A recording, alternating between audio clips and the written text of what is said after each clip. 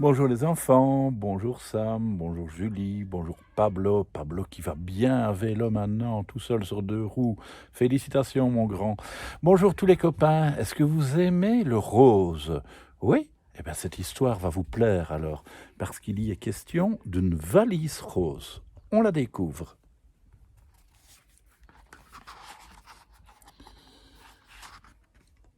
On lui avait apporté des peluches, des mobiles, des jouets, des grenouillères, un cheval à bascule et même une balançoire géante, parfaite pour un bébé de 3 kg, 437 grammes.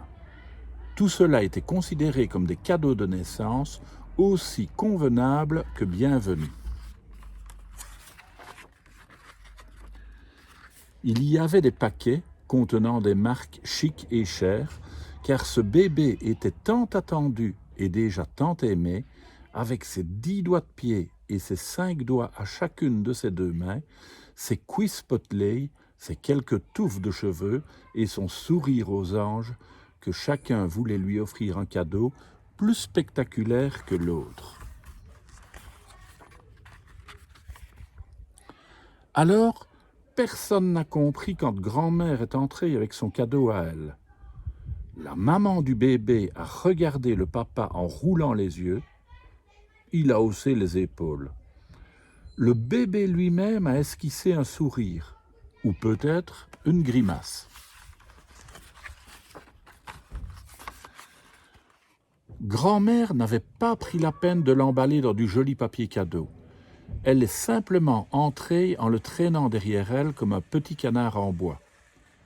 La couleur, déjà, était un peu étrange. Qui achète du rose pour un garçon?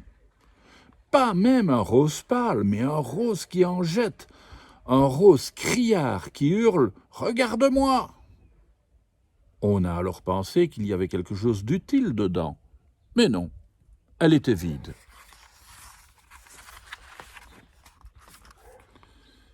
Une valise pour un bébé? Il va où? Il ne sait pas encore marcher, chuchota la maman à son mari. C'est assez original. Une valise est un cadeau très pratique. Et tu sais que ma mère ne fait jamais les choses comme les autres. J'en suis la preuve vivante. Bébé Benjamin, lui, tournait toujours la tête en direction de cette tache rose dans sa chambre. Il semblait même lui tendre les bras, lui parler en gazouillant. Chaque fois que sa mère rangeait la monstruosité dans l'armoire, bébé Benjamin la cherchait, jusqu'à ce que son père la sorte de sa cachette.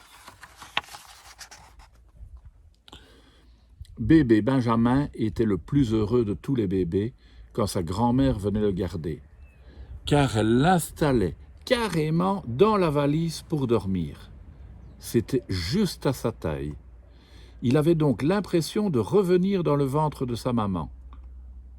Quand celle-ci rentrait, elle cherchait son bébé partout.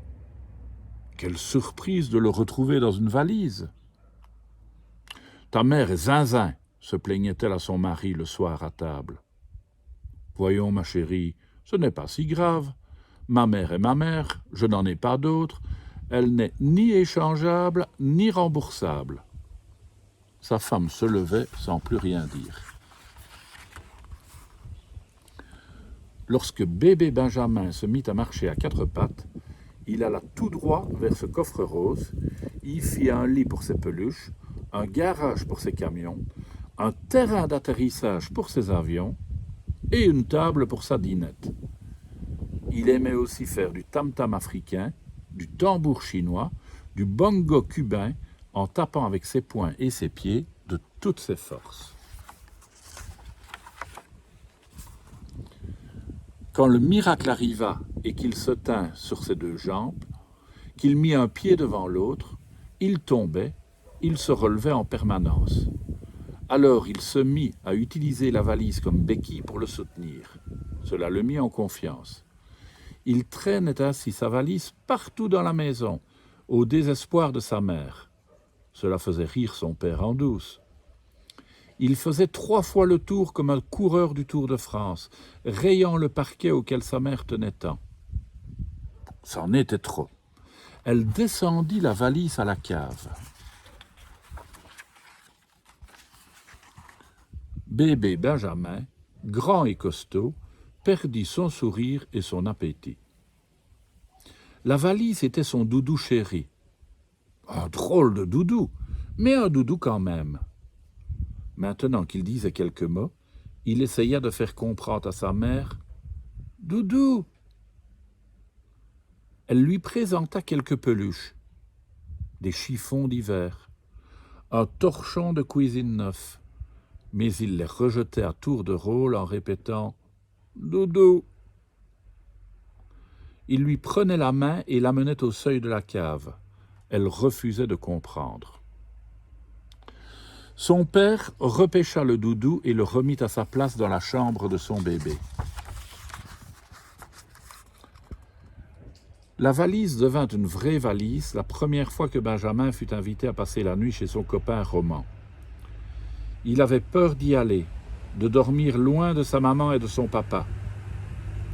Cela dit, c'était un courageux, et avec sa valise, il se sentait plus fort. La nuit se passa très bien, et la valise devint une fidèle compagne de voyage. Il allait souvent chez Roman, et Roman venait aussi souvent chez lui. Avant son entrée à la grande école, sa mère lui acheta un vrai cartable, modèle de luxe avec des poches multiples, succès garanti. Benjamin ne l'aima pas. Il transféra toutes ses fournitures dans la valise rose. Sa mère fut contrariée. C'était ainsi. L'entente n'était pas parfaite entre la mère et la grand-mère, mais toutes deux débordaient d'affection pour Benjamin.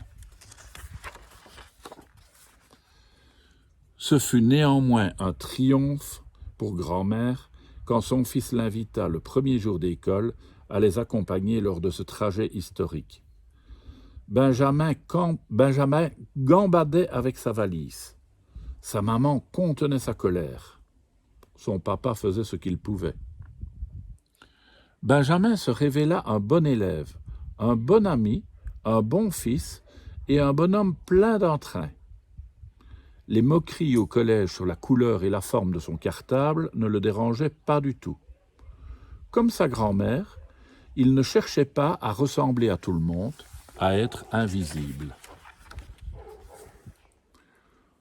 Au lycée, sa bonne vieille valise le suivit encore, ce qui permit à son père de dire à sa mère « Ma mère a tout de même acheté un cadeau de naissance résistant et de qualité. » La valise l'accompagna à la fac aussi, et à son premier travail, puis dans son premier appartement, et il sortit avec par la porte de la maison où il avait grandi, en disant « Au revoir maman, au revoir papa ».